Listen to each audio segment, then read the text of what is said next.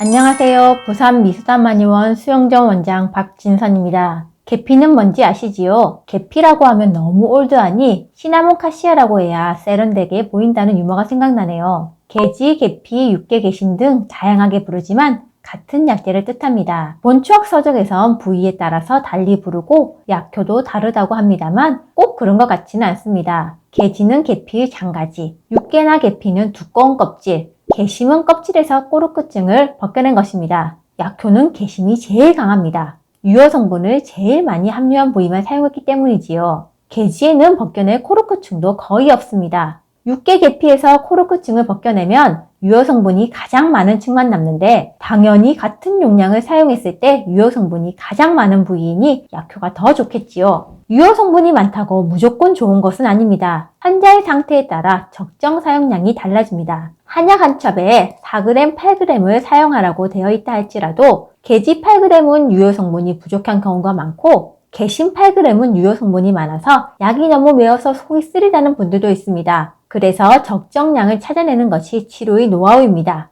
게지와 계피, 게심의 효능이 다르다는 주장도 있지만 저는 코르크증을 벗겨낸 게심만 사용하며 용량의 조절을 통해서 약의 세기를 조절하고 있습니다. 계피는 고가의 한약재는 아닙니다. 하지만 품질에 따라서 굉장히 고가로 거래되는 계피도 있습니다. 학생 때 본추학 교수님께서 최상의 계피라고 이런 등급의 계피는 코카콜라나 유럽의 최고급 화장품을 만드는 회사에서 다 수입해 간다고 말씀하시면서 계피를 보여주신 적이 있습니다. 계피를 조금만 먹었음에도 아리한 맛이 너무 강하여 입안이 얼얼했던 기억이 있습니다. 계피 등급에 따라 N/1, N/2 이렇게 등급을 나누고 N/3 이하는 약재로는 사용하지 않습니다. 식품으로만 사용합니다. 계피는 방향성 약재입니다. 수정과를 먹어보았다면 어떤 향인지 다 아실 것입니다. 그 향이 계피 향입니다. 요즘은 커피에도 가루내어 첨가를 하여 풍미를 더해줍니다. 계피는 방향성 약재인 만큼 오래 끓이면 유효 성분이 다 날아가서 약효가 약해집니다. 고압력 약탕기로 탕전하는 경우엔 괜찮지만 일반적인 옹기약탕기로 탕전할 땐 탕전 시간을 줄여야 합니다. 방향성 한약재는 대부분 매운맛이 있습니다. 그래서 위염이나 식도염이 있을 때 계피를 복용하면 속이 쓰리거나 가슴이 따갑고 탄 듯한 느낌이 들 수 있습니다. 조심해야 합니다. 그렇다고 위염, 식도염이 있을 때 계피를 절대 사용하면 안 되는 것이냐? 그렇지는 않습니다. 소량을 사용하면서 점막의 염증을 치료할 수 있는 한약재와 배합하여 사용하면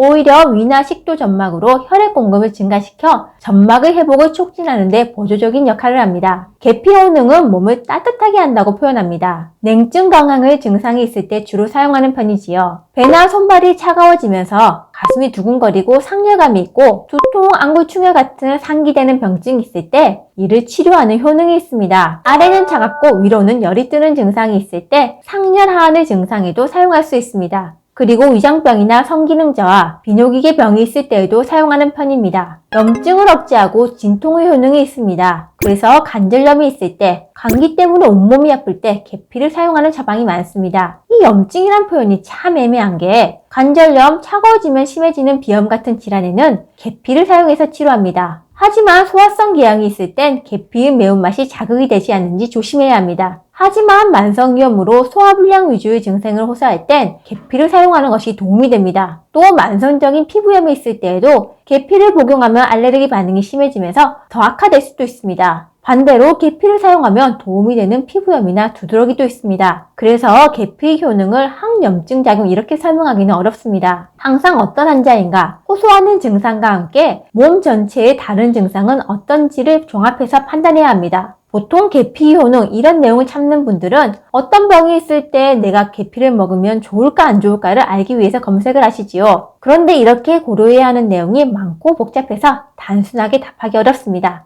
항상 말씀드리지요. 혼자 판단을 하지 말고 한의사에게 진찰을 받으세요. 담적병을 치료하면서 계피의 사용을 고려하는 경우는 다음과 같습니다. 냉증 경향이 있어야 합니다. 손발이 차거나 배가 차다는 증상을 호소하며 맥이 빠르고 약한 편입니다. 가슴이 둥거리는 증상, 두통, 어지럼증 같은 자율신경 관련 증상이 동반될 때도 사용합니다. 가슴이 두근거리면서 상열감이 동반되더라도 몸의 다른 부위에는 냉증 경향이 있어야 합니다. 땀이 나면 기운이 없어지면서 힘이 빠지는 경험이 있는 분에게 계피를 사용할 수 있습니다. 위무력증을 의심할 수 있고 마른 체형이면서 냉증 경향이 있을 때 더 적합하지요.